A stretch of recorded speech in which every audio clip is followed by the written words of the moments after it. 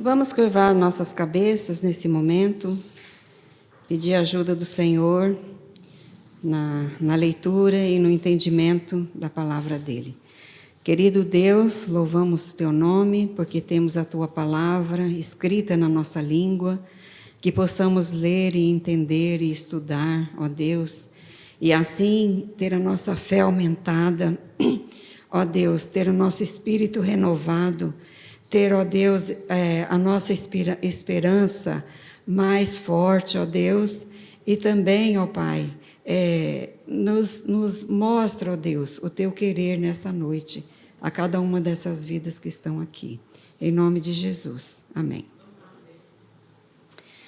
Bom, na aula passada, a gente estudou sobre a tentação de Jesus, né? E, para mim, era uma lição muito preciosa. Não sei se os irmãos, se eu conseguir transmitir, se os irmãos entenderam, né? Estudamos primeiro sobre o batismo, depois sobre a tentação de Jesus. Jesus agora começou o seu ministério, né? E nós vamos então destacar algumas coisas do ministério de Jesus. Não vamos falar tudo, porque, como diz o apóstolo João, se fosse escrever tudo o que o Senhor Jesus fez, não seria possível, não caberia nos livros, né? Então, vamos lá. Se João Batista viesse aqui hoje em Macaubal e pregasse uma mensagem de arrependimento, vocês acham que alguém ia querer ouvir? Eu acho que eles gostam mais de coisas mais... As pessoas gostam mais de coisas animadas, né? De um bom louvor, né? Músicas modernas, com instrumentos, gostam mais também de curas, né? De libertação. Mas quando fala de arrependimento, da gente se humilhar diante de Deus e se arrepender, não sei se nós todos iríamos ouvir João Batista, né? Mas quem é que precisa de arrependimento? Todos nós precisamos de arrependimento, né? Agora vamos então para a letra B, João Batista, aí na folha de vocês. João Batista pregou fielmente a mensagem de Deus a fim de preparar as pessoas para confiarem no Salvador Jesus. Então, isso aqui a gente vem batendo já algumas lições, né? Então, algumas coisas aqui repetidas, porque também o nosso grupo aqui, né, assim, as pessoas todas aqui não ouviram todas as lições. Então, é bom essas coisas importantes a gente repetir, né? Então, algumas pessoas mudaram seus pensamentos, suas atitudes, contra si mesmo, contra seus pecados. E quando isso acontecia, então elas eram batizadas por João Batista. Sabiam que precisavam de um Salvador para livrá-los do castigo eterno. Então, estavam esperando atentas por aquele início de ministério do Salvador, que João Batista falou: olha, eu não sou o Messias não, mas depois de mim vem o que é Messias. Então, algumas pessoas estavam ansiosamente esperando para que Jesus se manifestasse e começasse então o seu ministério. Vamos fazer então uma comparação. Nós podemos compará-los com as pessoas de hoje em dia, não podemos? Perguntei assim: será que se João Batista viesse aqui e pregasse essa mensagem de arrependimento, quantos será que iam, né? Quantos se arrependeriam de verdade? Então, dá para a gente comparar com os nossos dias, né? Que se dizem, né? Então, tem pessoas que se dizem religiosas, até vão à igreja, até cantam, né? Mas não estão confiando na mensagem salvadora de Jesus, não tem aquela fé salvadora em Jesus para livrá-las do inferno, né? Na verdade, elas não acreditam em Deus, quando Ele diz em sua palavra que não há, que nada há que possamos fazer para nos tornarmos aceitáveis a Deus. Normalmente a gente quer fazer alguma coisa. Quando fala que é muito de graça, né? É de graça, a salvação é de graça. Talvez por isso que é tão rejeitada, né? A gente não precisa fazer nada pela salvação. É de graça, é só crer, né? Então, nesse tempo de Jesus e de João Batista, o rei Herodes, que tinha uma vida devassa, vocês lembram, né, da história do rei Herodes? Ele tinha uma vida devassa, não gostava de algumas coisas que João Batista falava. Ah, por que mesmo que ele era chamado de João Batista? Batista era o sobrenome? É porque ele batizava. Então Herodes colocou João Batista na prisão e finalmente o matou. Ele foi degolado. Sua cabeça foi oferecida como presente à sua enteada e à sua esposa também. Agora vamos na letra C, no caderninho de vocês, na folha de vocês. Aí eu cometi um erro, viu, gente? Aí está João 1, 14 a 15, mas não é João, é Marcos, tá? Cometi um erro e hoje não deu. Hoje eu fiquei o dia inteiro envolvida com... Primeiro aqui no posto de saúde, depois fomos para Votuporanga, e aí a Vande já tinha... Eu acho que ela já tinha feito tudo. Então, e como eu errei aí, os irmãos podem corrigir. Então, é Marcos 1, 14 e 15. Então, vamos ler esses poucos versículos aqui para a gente entender a mensagem de hoje. 14 e 15. Depois de João ter sido preso, foi Jesus para a Galileia, pregando o evangelho de Deus, dizendo: o tempo está cumprido e o reino de Deus está próximo. Arrependei-vos e crede no evangelho. Arrependei-vos e crede no evangelho. Por quê? Porque o tempo já está cumprido. Jesus já chegou, né? Jesus já tinha 30 anos, já estava começando o seu ministério. Então, havia chegado a hora de Jesus começar seu ministério, começar a ensinar. Então, como já mencionamos, Jesus agora tinha 30 anos. Então, ele já era considerado um adulto e ele era ouvido, né, como uma pessoa de respeito, né? Não era um jovem que não sabia de nada. Mas naquela cultura, aos 30 anos, então ele podia começar o seu ministério, assim como João também começou aos 30 anos, né? Então, ele começou a ensinar as pessoas, ordenando-lhes que mudassem suas atitudes, mudasse seu jeito de pensar, mude o que você faz, não faça mais as mesmas coisas, mude a sua maneira de agir, né? Então, assim que as pessoas concordassem com Deus que eram pecadores, que eram incapazes de se salvar, acreditassem nas boas novas que ele tinha vindo contar-lhes. Então, se não cremos em Deus, não podemos agradá-lo, porque não seremos aceitos por Ele. Porque, como diz em Hebreus 11:6, sem fé é impossível agradar a Deus. Então, vamos relembrar de alguns homens de fé aqui, né? Abel, Noé, Abraão, Moisés, Josué e Calebe. Lembra de Josué e Calebe, quando eles estavam ali para atravessar, né, para a terra prometida, e foram os espias. Só Josué e Calebe creram em Deus. Por isso foram os dois únicos que entraram na terra prometida. Se você quer ser aceito por Deus, precisa crer nele e confiar no que a Bíblia diz. Então, a Bíblia é a palavra de Deus e nós temos que crer nela. Agora, Jesus veio para pregar o Evangelho, né? Mas o que quer dizer Evangelho? Quem arrisca? Boas novas. O significado da palavra Evangelho é boas novas, porque é uma novidade agora, né? O Velho Testamento ficou para trás. Agora, depois da morte de Jesus, novo começo, nova aliança, tudo novo, né? Tudo diferente do que era, principalmente as leis cerimoniais e tudo mais, né? Os sacrifícios. Então, boas novas. Mas e o conteúdo do Evangelho? Quando eles iam pregar o Evangelho, eles pregavam o quê? Cristo. Mas o que de Cristo?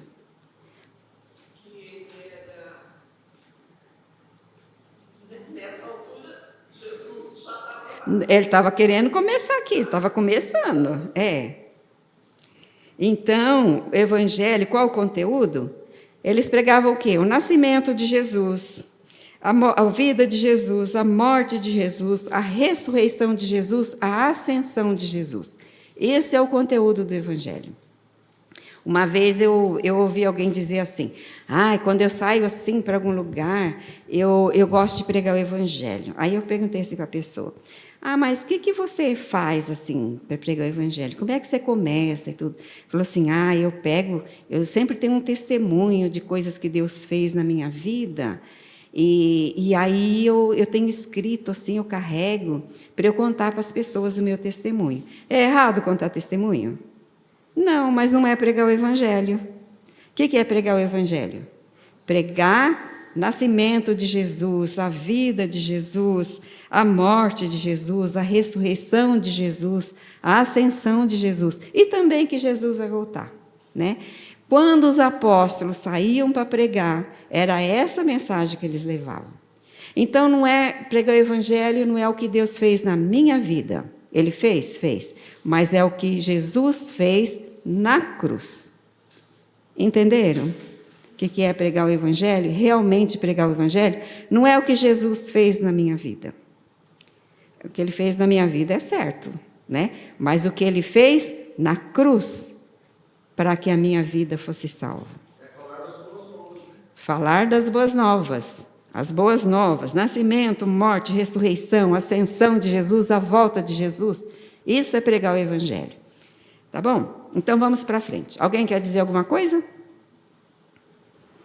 Quando a gente dá o testemunho, né, às vezes um livramento, né, de uma bênção, né, sem ser do livramento, assim, em caso de... Eu acho que isso aí é mostrar, lógico que Deus já cria que Jesus, né, veio para nos salvar pelo gesto dele lá na cruz. Mas isso aí é o que ele faz por nós, depois que nós cremos, o cuidado, aí vem Isso, o cuidado dele, exatamente, para com a nossa vida. Quer dizer que Ele está sempre conosco, Ele nos ajuda em todas as dificuldades. Sim, nem percebemos os livramentos. E quantos que a gente vê, né? Puxa, escapei de uma agora, né? Então, a gente deve contar o que Deus fez na nossa vida, sim. Só que não confunda com pregar o Evangelho. Eu quero pregar o Evangelho para uma pessoa, eu vou e conto, né? Então, não... pode no momento falar Sim, o cuidado sim, que Jesus teve com a minha vida. com a minha vida. Ele me poupou Olha o que Deus fez na sua vida, te deu mais uma oportunidade para você crer, né? Então você está vivendo mais, porque Deus te deu mais um tempo de vida para você crer, para você observar as leis de Deus, né? Por sorte, né? Eles falam, por sorte não aconteceu isso comigo. Por sorte não foi assim. Esquece que foi que Deus que dá a vida e Deus que sustenta, que mantém a vida, né? É verdade. Muita gente fala assim, mas que sorte que eu tenho. Eu falo assim, que sorte que eu tenho de ter Jesus na minha vida. Não é? Jesus dizia às pessoas que elas tinham que concordar com Deus, crer nas boas novas, porque o reino de Deus na terra estava para começar. Então, Satanás tornou-se o príncipe deste mundo. Quando foi mesmo que Satanás tornou o príncipe deste mundo? Quando Adão pecou. Toda aquela autoridade, toda aquela função específica que Deus deu para Adão, para ele cuidar, para ele cultivar a terra, para ele ser administrador da terra. Quando ele pecou, ele entregou isso para Satanás, né? Então, Satanás se tornou o príncipe deste mundo, né? Então, porque Deus é amoroso, misericordioso e bondoso para com os pecadores, enviou Jesus ao mundo para derrotar Satanás e libertar as pessoas do controle de Satanás. Então, o Deus desse século, Deus com letra minúscula, né? Desse século, então Jesus é Satanás. Então, Jesus veio para nos libertar das garras de Satanás, né? Porque todos nós nascemos sob o controle de Satanás, no seu reino, no reino de Satanás, né? Jesus disse que o único modo de alguém escapar desse controle é concordar com Deus. Se a gente não concordar com Deus, né? E a gente não, né? Pela fé e pela confiança no que o Salvador fez por nós, nós podemos então escapar de Satanás e ter amizade e comunhão com Deus. Porque nós que éramos daquele galho cortado, seco lá no chão, fomos religados com Deus. Daí a palavra religião, né? Daí a palavra religião. Então, nós somos religados com Deus e agora nós podemos ter amizade e ter comunhão com Deus, gozar dos cuidados de Deus, mesmo nas angústias, mesmo nas horas difíceis, nós gozamos do cuidado de Deus. Então, agora vamos ler mais um pedacinho. Na letra de vocês, aí, letra D, Jesus chamou homens para assisti-lo em sua obra. Marcos 1, de 16 a 20. Vamos ler. Quem quiser ler comigo em Oníssimo, vamos ler? Vamos ler juntos, para ficar forte? Caminhando junto ao mar da Galileia, viu os irmãos Simão e André, que lançava a rede ao mar, porque eram pescadores. Disse-lhes Jesus: vinde após mim, e eu vos farei pescadores de homens. Então, eles deixaram imediatamente as redes e o seguiram.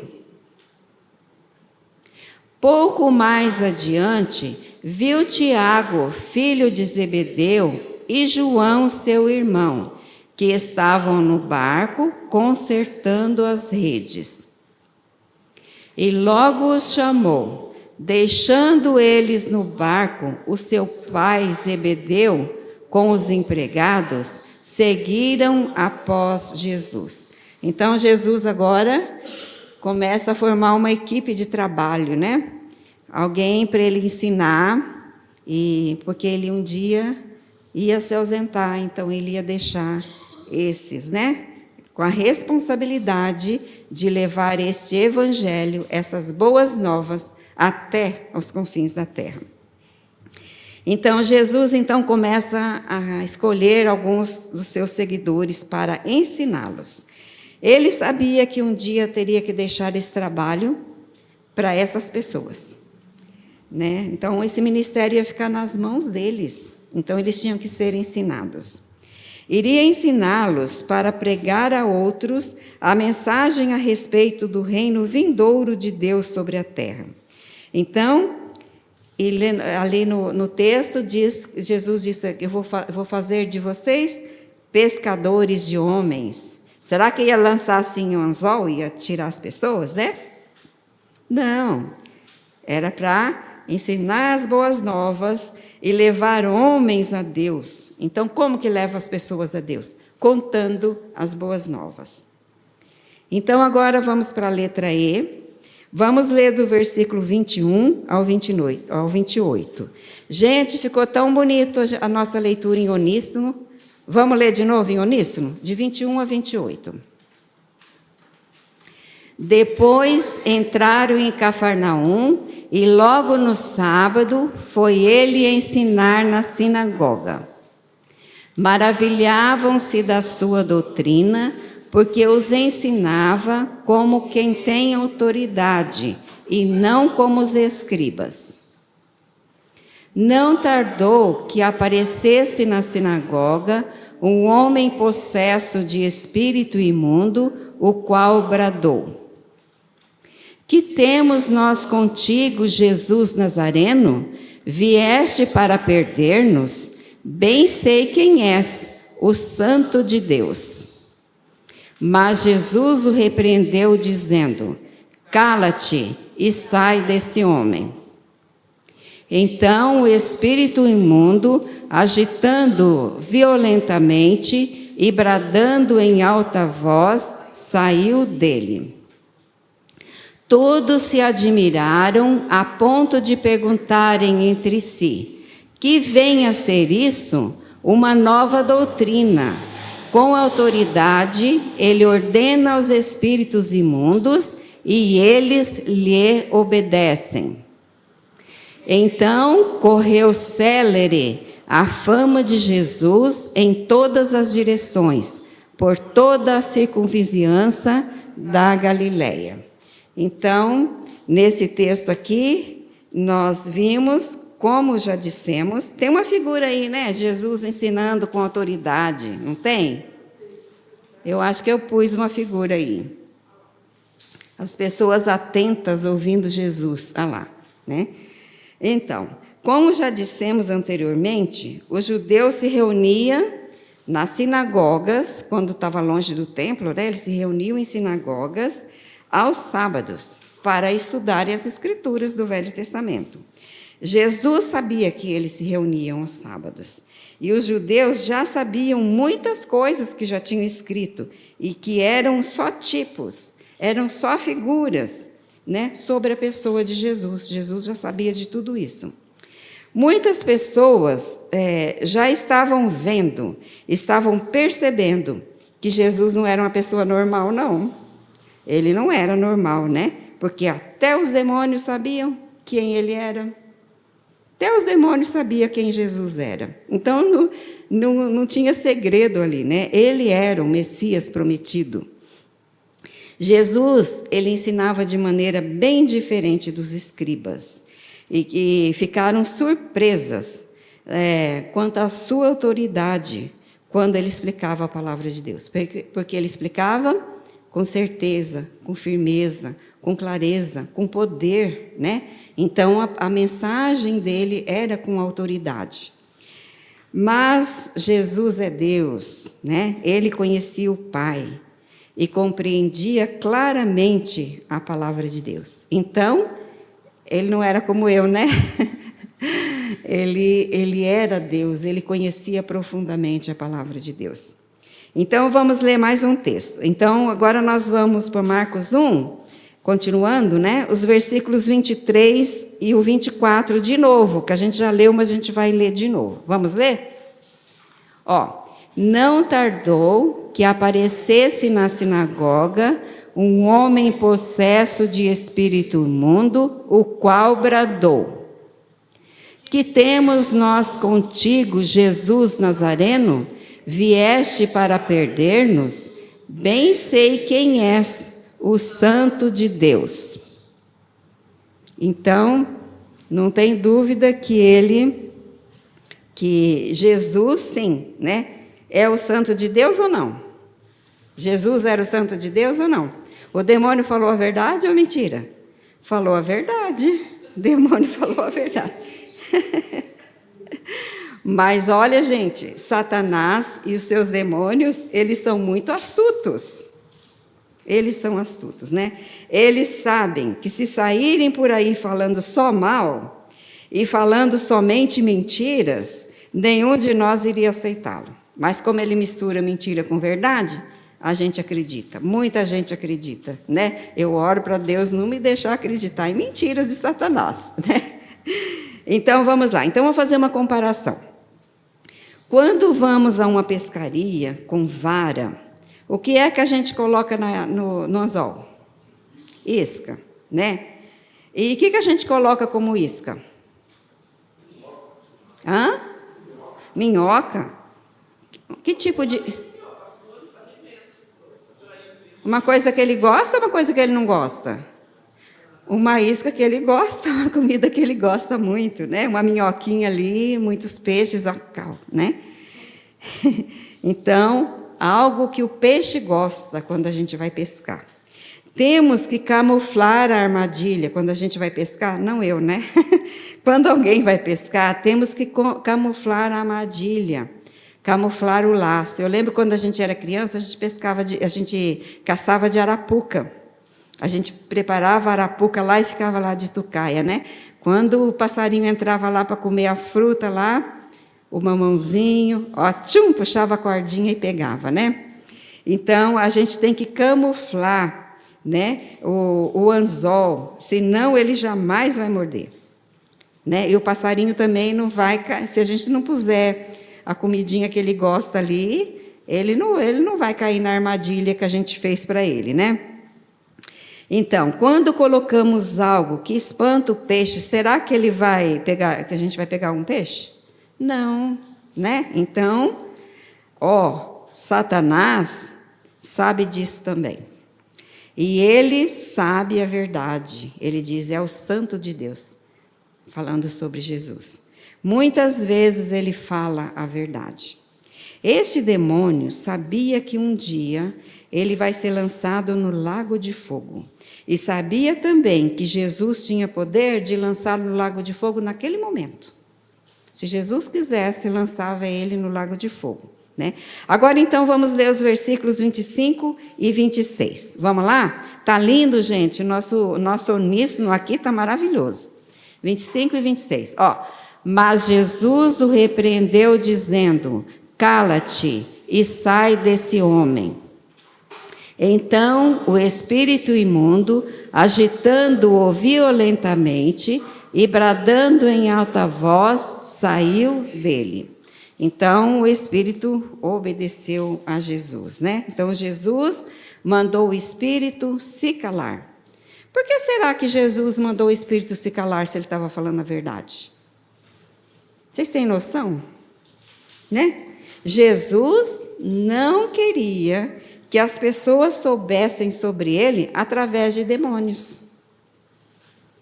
Por isso que ele nos diz, ide por todo mundo, pregai o evangelho a toda criatura. Os salvos é que tem que fazer isso. Essa tarefa é nossa, né? Então, Jesus não queria que as pessoas crescem nele através de demônios, não, né? Então, o próprio Senhor Jesus, aqui na época, né, contaria às pessoas sobre Deus e mostraria seu poder através dos milagres que faria. Porque Satanás é mentiroso, mas Jesus veio para dizer a verdade e somente a verdade. Agora, eu coloquei aí na folha de vocês uma letra F, né? Vocês vão ignorar, tá? Porque eu repeti esse negócio. Eu não tive tempo, gente, de dar uma ajustada. Agora nós vamos para a letra G, tá? Ignora a F, vamos para G. Tá, Jesus curou muitos enfermos e expulsou demônios, também está aí, né? Então vamos lá, Marcos 1, de 29 a 31. Bora, gente? E saindo eles da sinagoga, foram com Tiago e João diretamente para a casa de Simão e André. A sogra de Simão achava-se acamada com febre, e logo lhe falaram a respeito dela. Então, aproximando-se, tomou-a pela mão, e a febre a deixou, passando ela a servi-los. Eu vou abrir um parênteses aqui. Tá? Vou falar do milagre da cura aqui, mas vou abrir um parênteses, né? Então, lendo esse texto, uma coisa para nós pensarmos. Se Pedro foi o primeiro Papa e o Papa não se casa, o que vocês acham disso? Como então que ele tinha sogra? Vocês pararam para pensar nisso? Como que Pedro tinha sogra, se ele não era casado, né? Então, isso está em outros textos, né? Em Lucas, em 1 Timóteo, né? Então, mas agora vamos para a cura, né? Agora nós vamos ler Marcos 1, de 32 a 39. Agora é um pouquinho maior, mas com o entusiasmo que nós estamos aqui, nós vamos dar conta. 32 a 39. À tarde, ao cair do sol, trouxeram a Jesus todos os enfermos e endemoninhados. Toda a cidade estava reunida à porta. E ele curou muitos doentes de toda sorte de enfermidades. Também expeliu muitos demônios, e não lhes permitindo que falassem, porque sabiam quem ele era. Tendo-se levantado nada, saiu, foi para um lugar deserto e ali orava. Era até aí? Até o 39. Procuravam-no diligentemente Simão e os que com ele estavam. Tendo-o encontrado, lhe disseram: todos te buscam. Jesus, porém, lhes disse: vamos a outros lugares, a povoações vizinhas, a fim de que eu pregue também ali, pois para isso é que eu vim. Então foi por toda a Galileia, pregando nas sinagogas deles e expelindo os demônios. Hoje eu estou meio esquecidinha, né? Então, porque Jesus Cristo é Deus, todas as coisas estão sob o seu controle. Deus é todo-poderoso, tanto no céu como na terra. Né? A gente ouve muito falar, né? Quando tem uma pessoa muito ruim, que não tem mais possibilidade com os médicos, as pessoas falam, né? Mas Deus é o Deus do impossível. Parece que virou, todo mundo fala isso, né? Mas Deus é o Deus do impossível. Ele é de verdade, né? Jesus sentiu compaixão daquelas pessoas enfermas, aquelas pessoas possessas. Ele sabia que todas essas coisas tristes estavam no mundo por causa do pecado do homem e do domínio de Satanás. Então, ele veio para libertar, né? Ele é o nosso Salvador, o nosso libertador. Vamos comparar. O Senhor também se preocupa conosco. Esse grupinho pequenininho aqui, né? Deus se preocupa conosco. E Ele é o mesmo ainda hoje. O Senhor deseja resgatar todos do controle de Satanás. Todos. É o desejo de Deus. Não Deus não fica feliz com a morte do incrédulo. Deus quer que todos cheguem ao arrependimento. Então, Jesus expulsava demônios, Jesus curava os doentes e Jesus ensinava. Então, o que é que Jesus usava para ensinar? A gente fala que Jesus ensinava, né? O que ele usava para ensinar? Mas aqui ele não tinha começado ainda as parábolas. O que vocês acham que ele usava?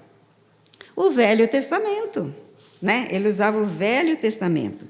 Jesus pregou sempre no Velho Testamento, pois somente porque o Novo só foi escrito bem depois, né? Depois que ele morreu, depois que ele ressuscitou, que o novo foi escrito. Mas ele ensinava no Velho Testamento, ele mostrava as profecias a respeito da pessoa dele, né?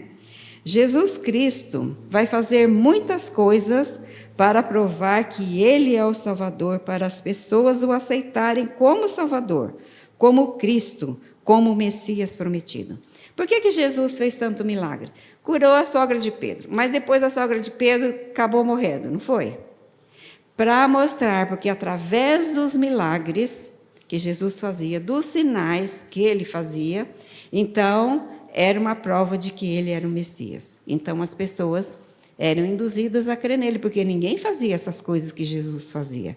Então ele ia mostrando os seus prodígios, um após o outro. Ia fazendo os seus prodígios, para o povo crer nele como sendo o Salvador, o libertador prometido. Houve alguma doença que Jesus não pôde curar? Vocês já leram algum trecho na Bíblia que fala, essa daqui Jesus não pôde curar, não. Esse demônio aqui Jesus não pôde expulsar, não. Teve uma casta lá que os discípulos não conseguiram expulsar, né? Mas Jesus não, ele expulsou todos, né? E ele curou todos, e ele expulsou todos os demônios, porque ele tinha autoridade para isso.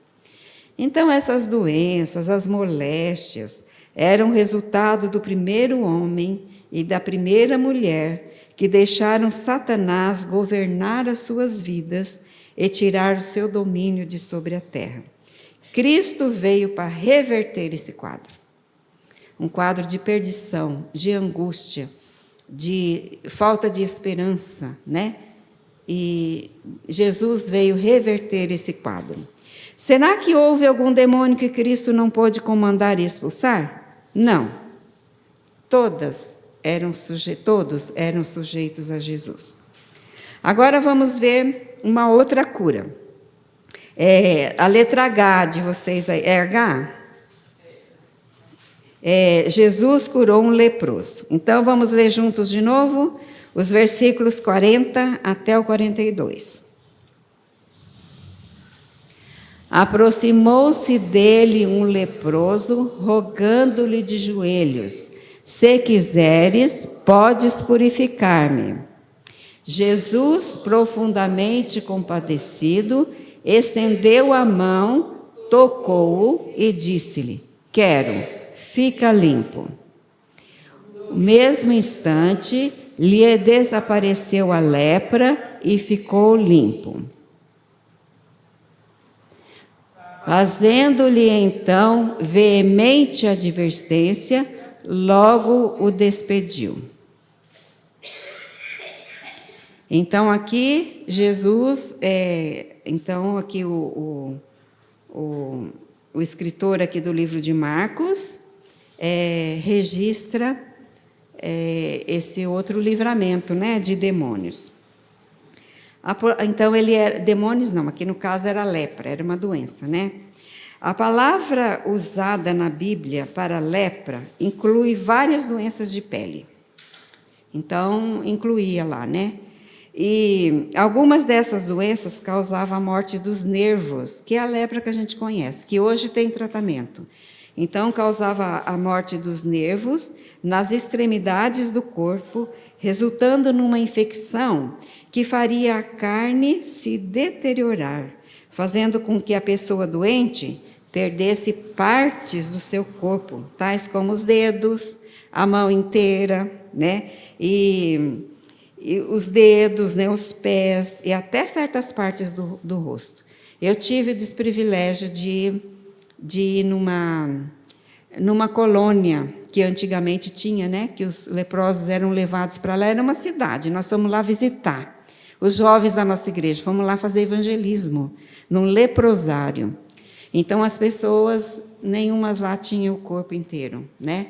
Faltando parte do nariz, faltando a mão inteira, faltando dedos, né? Parte das orelhas. Então, é muito triste de ver. Hoje não é mais assim, porque tem tratamento, né? Mas era assim a lepra naquele tempo, né? Não havia remédio para curar. Então, vamos reler o versículo 40? Vamos juntos lá? Aproximou-se dele um leproso, rogando-lhe, de joelhos: se quiseres, podes purificar-me. Então, aqui, nós somente vamos apreciar o que Cristo fez, entendendo a gravidade dessa doença. Eu pude entender quando eu fui naquele leprosário, um pouquinho, porque eles já nem transmitiam mais, mas a gente não podia dar a mão. A gente, se quisesse tocar em algumas pessoas, era para tocar nas costas, mas era para evitar toque. Inclusive eles não se aproximavam da gente, não. Se aproximavam, mas não muito, né? Então, ele ia curar uma doença altamente contagiosa. As pessoas que sofriam de lepra colocavam um pano ao redor do rosto, fazia parte da lei isso, viu? Ao redor do rosto, e quando alguém se aproximava, a pessoa tinha que gritar: vá longe, vá para longe, sou leproso, não chegue perto. A pessoa tinha que avisar que ela era uma leprosa para a pessoa não se aproximar, né? Porque a lepra naquele tempo era tão contagiosa, mas tão contagiosa, que podia se contaminar apenas respirando o mesmo ar do... Que nem nós aqui no tempo da Covid, que a simples respiração pode transmitir a doença, né? Por isso, eles tinham que colocar esse pano ao redor do rosto, para as pessoas saberem que eles eram leprosos, né? E também eles não viviam na sociedade, junto nas cidades. Eles eram colocados fora das cidades, para não contaminar todo mundo. Gente, isso faz parte das leis de higiene. Lembra quando a gente estudou as leis? Faz parte das leis de higiene, né? Que nós já estudamos lá no Velho. Oi? Onde eles podiam, onde eles achavam abrigo, eles ficavam, porque eles não podiam ir com pessoas que não tinham lepra, né? Porque transmitia. E eles tinham que obedecer à lei, né? Então, esse homem sabia que ninguém podia ajudá-lo. Mas Jesus era diferente. Ele dizia: se o Senhor quiser me ajudar, o Senhor pode, né? Então, ele tinha o poder de Deus, porque ele era Deus. Jesus era Deus. O homem que tinha lepra percebeu que Jesus poderia ajudá-lo, ainda que ninguém mais pudesse, ainda que não tivesse remédio, ainda que não tivesse recurso nenhum, ainda tudo, né? Mas Jesus podia. Ele sabia que Jesus podia. Ele foi até Jesus, pedindo a sua misericórdia e também a sua ajuda. Agora vamos comparar. A enfermidade da lepra é como o pecado em nossas vidas.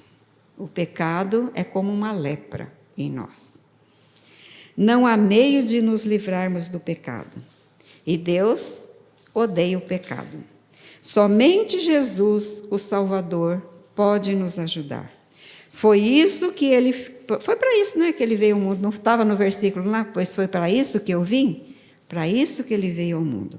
A razão de estarmos estudando a mensagem de Deus é para que cada um de nós compreenda claramente o que Jesus fez para nos salvar de Satanás, do pecado e também da morte. Vamos voltar lá para o leproso, né? Então, este leproso fez algo, ele prometeu alguma coisa, ele fez alguma barganha com Jesus. Jesus, se o Senhor me curar, eu te dou 20 cabritos. Fez alguma barganha? Não, né? Fez algum negócio com Jesus? Fez alguma promessa para Jesus? Né? Se o Senhor me curar, todo ano eu vou vir aqui no templo e vou dar minha oferta. Ele fez alguma promessa? Não, não fez nenhuma promessa. Não fez nenhuma barganha, nenhum negócio, né? Para que Cristo curasse. Ele não fez nada disso. Então, vamos comparar de novo, né? Da mesma forma, quando nos chegamos humildes a Jesus, reconhecendo que nós também temos uma doença incurável. Como chama essa doença? Pecado. Nós também temos uma doença incurável, que é essa separação de Deus, e colocarmos a nossa fé nele, como nosso substituto naquela cruz, né? Como nosso substituto, que vai sofrer em nosso lugar. Então, ele estende a mão e nos toca, né? Chegarmos humildes, reconhecendo isso, né? Não há nada que possamos fazer, porque o que é o salário do pecado? É a morte. O salário do pecado é a morte. Agora vamos ler o 41 e o 42. Vamos lá, lindo coral. Jesus, profundamente compadecido, estendeu a mão, tocou-o, ele disse-lhe: quero, fica limpo. No mesmo instante, lhe desapareceu a lepra e ficou limpo. Então, vamos destacar algumas coisas interessantes aí nesses versículos, né? Então, os leprosos eram banidos da cidade, né? Ninguém sequer se aproximava deles. E se alguém não percebesse, né? Eles tinham que gritar: leproso, leproso, não se aproxime, leproso, né? Então, mas o que Jesus fez? Tocou. Ninguém tocava no leproso, mas Jesus tocou nesse homem, porque o amava. Jesus estendeu a mão e tocou no homem e falou com ele, porque pela fala também podia pegar lepra. Jesus tanto tocou, como deu importância para aquele homem, falou com aquele homem, né? E a lepra desapareceu, né? Então, ele podia ter apenas falado, não podia? E o homem teria sido curado da mesma forma, não poderia? Mas não, ele tocou e ele conversou, ele falou com aquele homem. Ninguém ousaria tocar num leproso, mas Jesus o fez, porque queria mostrar o grande amor de Deus por aquele homem, né? Então, vamos partir para a nossa conclusão. Todos nós podemos nos identificar com aquele leproso. Nós somos como leprosos, né? Por causa dos nossos pecados, nós somos imundos aos olhos de Deus. Não há nada que possamos fazer por nós mesmos para remover a culpa e o castigo do nosso pecado. Ninguém pode nos ajudar. Infelizmente, as pessoas que conhecem nossa pecaminosidade podem não querer nos ajudar. Falar: não, mas aquele fulano ali, aquela mulher ali, ela é muito pecadora. Ela está precisando de ajuda, mas eu não vou ajudar, não. Quem manda ela ser assim? Né? Então, as pessoas, se souberem, né, nossos pecados, elas não vão querer nos ajudar. Elas podem nos rejeitar, assim como o leproso era rejeitado. Então, dependendo do pecado, muita gente é rejeitado por causa do tipo de pecado que cometeu, né? Podemos até achar que se alguém soubesse como nós realmente somos no nosso interior, jamais queria se associar conosco. Porque nós não somos bonzinhos, não, nós somos maus, né? Nós somos descendentes de Adão. Talvez pensamos que Deus olha para nós dessa mesma forma também. Mas como é que Jesus olhou para aquele leproso? Tocou, falou com ele, mostrou amor e purificou aquele homem, né? Mas Deus conhece cada detalhe terrível de nossas vidas. E ainda assim Ele quer ser nosso Salvador. Mesmo assim, Ele quer nos salvar. Ele não apenas se importa e deseja nos alcançar, nos tocar. E somente Ele tem o poder para nos salvar. Aleluia. Que Deus nos abençoe. Se os irmãos têm alguma dúvida? Já encerra? Então vamos encerrar com uma oração. Quem gostaria de orar? Vou pedir para o Osni fazer essa oração, por favor. Encerrando. Senhor, nosso Deus, obrigado, Pai, por este dia. Obrigado, Deus, por esse estudo. Que ele possa servir, ó Deus, para a nossa vida e que nós possamos, ó Pai, praticar aquilo que nós aprendemos. Fica conosco, ó Deus, no decorrer desta noite, que o Senhor possa nos levar para nossos lares, guardado e amparado por Ti. Abençoa, Deus, a vida da dona Miriam, que ela possa sentir sempre o desejo, Deus, de nos ensinar a falar da Tua palavra. Abençoa também a vida dos seus filhos, ó Deus, abençoa os enfermos, pessoas necessitadas. Abençoa, Deus, que nós possamos, ó Pai, amanhã começar o nosso plantio, a nossa lavoura, e que tudo possa ter a Tua direção, e que o Senhor venha abençoar, que possamos ter um dia, um ano, ó Deus, de grandes bênçãos, que possa, ó Pai, ser uma boa colheita. Fica conosco, ó Pai. Perdoa, Senhor, nossos pecados. Aumenta a nossa fé para contigo. Tudo isso eu te peço e te agradeço no nome santo e maravilhoso de nosso Senhor e Salvador Jesus Cristo. Amém, Senhor.